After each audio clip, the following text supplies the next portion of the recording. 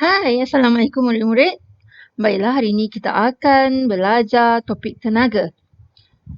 Dalam topik tenaga yang kamu akan pelajari hari ini adalah tentang bentuk tenaga dan tentang perubahan tenaga. Okey, kita akan pergi satu persatu. Okey, yang lepas kamu telah belajar tentang sumber-sumber tenaga. Okey, kamu telah tahu setiap sumber tenaga itu akan menghasilkan bentuk tenaga. Baiklah, cikgu akan tunjukkan apakah bentuk tenaga yang akan kamu pelajari, iaitu tenaga nuklear, tenaga cahaya, tenaga kinetik, tenaga haba, tenaga bunyi, tenaga solar ataupun tenaga suria ni ya. Solar ni suria. Tenaga elektrik, tenaga keupayaan dan tenaga kimia. Baiklah, kita akan pergi ke tenaga yang paling utama, iaitu tenaga suria ataupun tenaga solar. Okey, untuk tenaga suria ini sebenarnya ia mestilah sumbernya daripada matahari. Okey, cahaya matahari tersebut adalah menjadi sumber tenaga bagi tenaga solar. Tenaga suria ini. Okey, tenaga suria ini akan diserap, akan diambil melalui solar panel. Okey, ini adalah solar panel yang selalunya diletakkan di atas bumbung agar mendapat sumber tenaga solar tersebut dengan cara paling maksimum. Okey, tenaga suria ini kemudiannya akan digunakan untuk kegunaan lain di rumah. Okey, contohnya ia boleh digunakan untuk memanaskan kolam renang. Okey, yang ini adalah pemanas. Okey, pada waktu musim sejuk, ia boleh digunakan untuk memanaskan rumah. Okey, ia juga boleh digunakan untuk menghidupkan kipas ataupun lampu. Ia juga boleh digunakan sebagai solar cooker. Okey, alat pemasak solar suria ini. Okey, tetapi sebelum tenaga solar ini digunakan, ia perlu ditukarkan kepada tenaga elektrik terlebih dahulu. Okey, seterusnya tenaga haba. Okey, tenaga haba yang paling mudah untuk cikgu cakap, apa sahaja bila kamu sentuh dia ataupun kamu rasa dia ada rasa panas, maka di situlah terdapat tenaga haba. Jadi antara sumber-sumber tenaga haba adalah matahari ataupun bahan-bahan bakaran, hasil bakaran. Okey, contohnya daripada dapur, lilin, okey. Apa sahaja yang boleh membakar itu akan menghasilkan tenaga haba. Okey, ataupun letusan gunung berapi pun ada tenaga haba. Okey. Ada antara peralatan elektrik juga boleh menghasilkan tenaga haba. Boleh tak kamu kenal pasti dan sebutkan apakah peralatan elektrik yang boleh menghasilkan tenaga haba? Okey. Seterusnya, kamu akan belajar tentang tenaga cahaya. Okey, tenaga cahaya ni adalah kita perolehi daripada objek yang boleh memancarkan cahaya. Okey, kita boleh nampak cahaya tu. Tenaga cahaya ni biasanya kita boleh nampak. Okey, dan antara contoh sumber tenaga cahaya yang selalu kita lihat adalah daripada matahari ataupun pembakaran bahan api, kilat. Okey, kilat pun ada cahaya. Okey, mentol ataupun lilin. Okey. Semua-semua ini ada tenaga cahaya dan biasa kegunaannya mestilah untuk menerangi sesuatu ruang. Okey. Ataupun kalau lampu isyarat tu untuk memberi isyarat kepada kereta untuk membuat sesuatu tindakan. Okey. Okey, seterusnya tenaga elektrik. Tenaga elektrik terbentuk daripada cas elektrik ini. Dalam gambar rajah ini, cas elektrik didapati daripada bateri ini. Okey. Jadi, dalam litar lengkap ini, okey, ada tenaga elektrik. Okey, tenaga elektrik lah yang boleh menghidupkan mentol tersebut. Jadi, antara sumber-sumber mana kita nak dapat tenaga elektrik ni? Okey. Kita boleh dapat daripada bateri ataupun hidroelektrik. Ingat tak air? Sumber tenaga air tersebut. Okey. Apa lagi? Angin. Daripada ombak. Daripada biogeosim. Okey, itu semua boleh menghasilkan tenaga elektrik. Alright. Seterusnya, kita tengok pula ke tenaga kimia. Okey, tenaga kimia ni sebenarnya dihadir dalam bahan-bahan seperti makanan ataupun bahan-bahan api. Okey, mahupun bateri. Okey, ni bahan api lah ya. Okey, bahan api fosil ni bahan api. Okey. Jadi dalam makanan, dalam bahan api fosil ataupun dalam bateri ada tenaga kimia. Okey. Dia kalau dalam bateri ni dia akan mengalami tindak balas kimia. Sebab itulah dia ada tenaga kimia. Okey. Kalau dalam badan kita, kita perlukan makanan ni kan. Makanan ni ada tindak balas kimia di dalam badan kita. Nanti kamu akan belajar. Okey, jadi kegunaan tenaga kimia ni, apa guna dia? Okey, dia kalau dalam makanan tu untuk memberi tenaga kepada kita lah. Okey, dan dia juga kalau dalam bahan api, dia boleh menjadi bahan api membolehkan kita untuk memasak ataupun membakar sesuatu. Okey, manakala untuk bateri pula, dia tenaga kimia ini akan ditukarkan kepada tenaga elektrik sebelum digunakan. Okey. Okey, seterusnya adalah tenaga keupayaan. Okey. Okey, untuk tenaga keupayaan ini, okey, ia selalunya melibatkan tentang ketinggian ataupun sesuatu yang menegang. Macam belon ini. Bila awak masukkan udara, belon ini akan membesar dan dia akan menegang. Bila dia menegang, dia mempunyai tenaga keupayaan. Okey. Apa dia nak buat dengan tenaga keupayaan tersebut? Okey, baiklah. Bila awak pegang di bahagian pembuka, cikgu panggil mulut lah, mulut belon ini. Nampak awak tiup belon ini. Bila awak lepaskan saja, belon ni akan terbang. Macam mana dia dapat terbang? Bagaimana dia memperolehi tenaga? Ya, belon ini memperolehi tenaga keupayaan semasa dia menegang. Okey? Lihat dua orang ski ni. Ski salji ini. Okey, pada ketinggian ini, okey, semakin tinggi ia, semakin tinggilah juga tenaga keupayaan. Maksudnya semakin banyak tenaga keupayaan, semakin lajulah dia apabila dia turun. Okey. So maksudnya kalau ada dua posisi kat sini, satu di bahagian bawah ni, satu dia lagi tinggi. Jadi orang yang semakin tinggi daripada paras bumi, dia akan semakin laju apabila turun. Okey. Okey, tengok apabila burusa panah ini ditarik, okey, tali ini dalam keadaan menegang. Okey, kita kena tahan dia. Tali ini menegangkan, kita kena tahan dia. Okey, bila kita lepaskan, dia anak panah itu akan menggunakan tenaga keupayaan tersebut untuk maju ke hadapan. Okey? Sama macam berbola besi ni. Okey, digunakan untuk meruntuhkan bangunan. Dia perlu buaikan berbola besi ini hingga mengena bangunan kerana apabila dia swing, dia mempunyai tenaga keupayaan untuk meruntuhkan bangunan. Okey, faham? Okey, seterusnya kita akan pergi ke tenaga bunyi.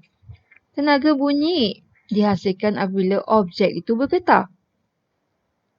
Okey? Maka bila sesuatu itu bergetar, keluarlah bunyi. Okay, antara sumber-sumber tenaga bunyi adalah seperti alat muzik, kotak suara manusia. Manusia ada kotak suara ya. Okay, guru. Okay, ataupun enjin kereta dan pelbagai lagi. Okay, jadi kita gunakan tenaga bunyi ni untuk, biasanya untuk komunikasi lah. Untuk bercakap, untuk menyampaikan mesej. Okay. Seterusnya, tenaga kinetik. Awak tengok ketiga-tiga gambar. Ketiga-tiga gambar ni, apa yang sama? Ya, objek-objek dalam setiap gambar ini bergerak.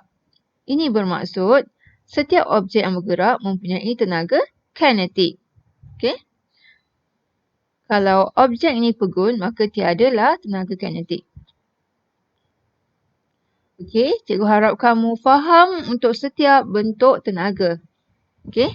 Seterusnya, kamu akan belajar tentang perubahan tenaga.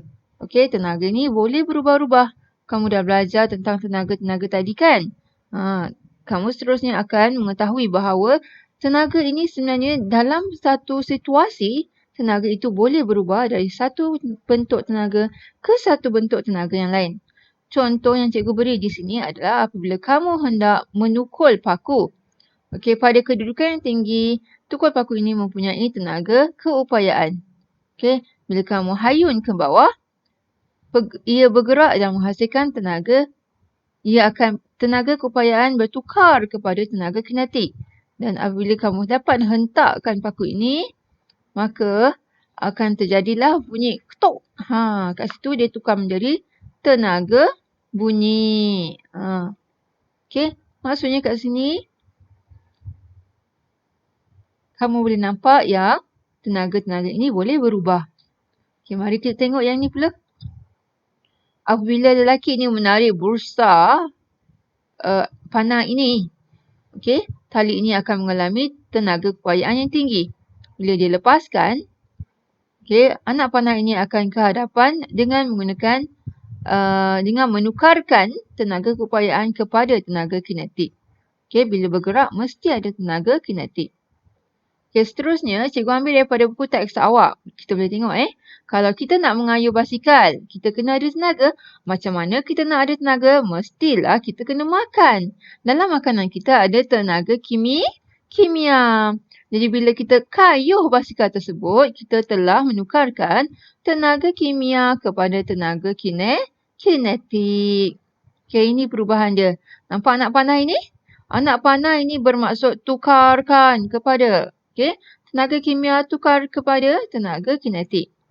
Okey, untuk menghidupkan televisyen pula, kalaulah tak ada tenaga elektrik, for sure lah tak boleh buka TV ni, tak boleh on TV ni.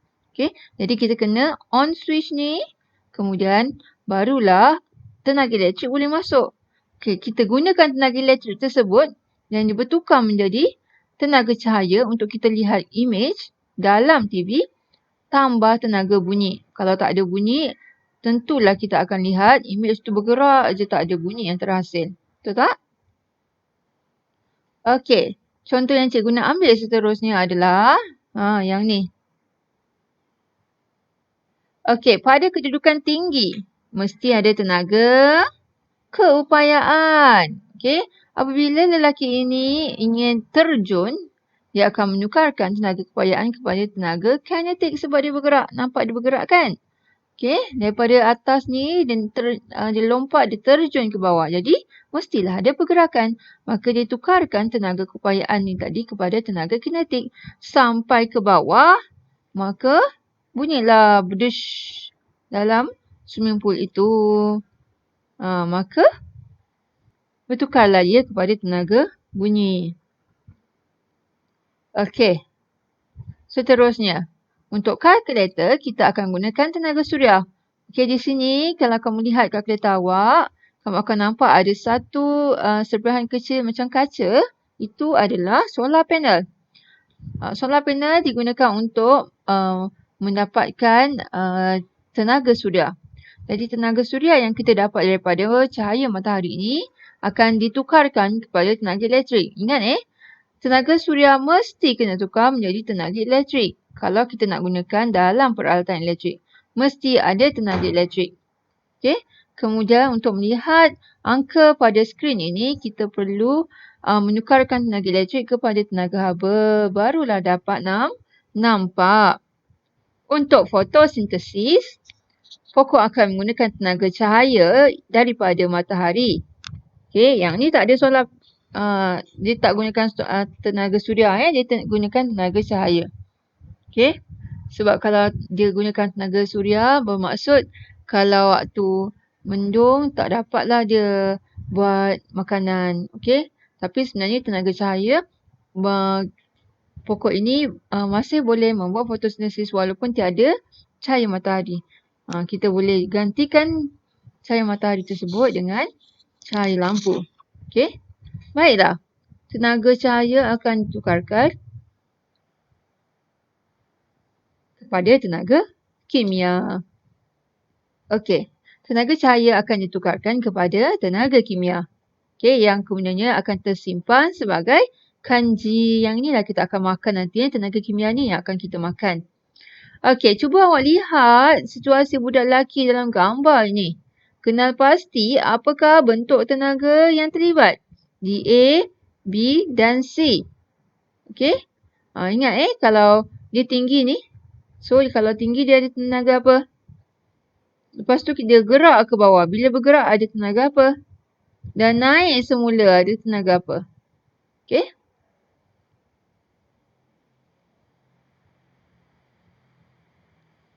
Okey, cikgu mahu kamu fikirkan apakah perubahan tenaga bagi keempat-empat situasi ini. Okey, situasi yang pertama. Jatuhkan bola pingpong dari kedudukan yang tinggi. Okey, ingat kedudukan tinggi. Bila kedudukan tinggi, maka ada tenaga apa? Tenaga keupayaan. Kemudian bila kita lepaskan, bola tersebut akan jatuh turun ke bawah. Dia gerak ke bawah, mesti ada tenaga kinetik. Sampai bawah, berbunyi tak? Kalau berbunyi, maka adalah tenaga bunyi. Okey, B. Nak nyalakan pemetik api di dapur. Okey, nak nyalakan tu dia gunakan gas. Jadi gas itu ada tenaga apa? Ingat lagi bahan api fosil. Ada tenaga kimia. Okey. Jadi dia akan tukarkan tenaga kimia tersebut menjadi tenaga cahaya dan tenaga haba. Ada dua tu cahaya dan haba. Okey, untuk membunyikan loceng, kita nak tekan loceng tu nak tekan loceng tu kita kena ada tenaga apa? Tenaga kimia. Okey. So, kita gunakan tenaga kimia kita itu daripada badan kita untuk menekan loceng tersebut. So, mesti ada pergerakan. Okey, so ditukarkan tenaga kimia kepada tenaga kinetik dan tukarkan kepada tenaga bunyi. Okey, hasil dia adalah tenaga bunyi. Dan D pula, bakar roti dengan menggunakan pembakar roti. Okey, bakar roti ni awak tengok alat pembakar roti tu adalah peralatan elektrik. Jadi dia mesti menggunakan tenaga elektrik. Okey. So tenaga elektrik bertukar menjadi tenaga haba. Okey, sebab dia nak bakar dia mesti ada tenaga haba panas Okay, bagus semua.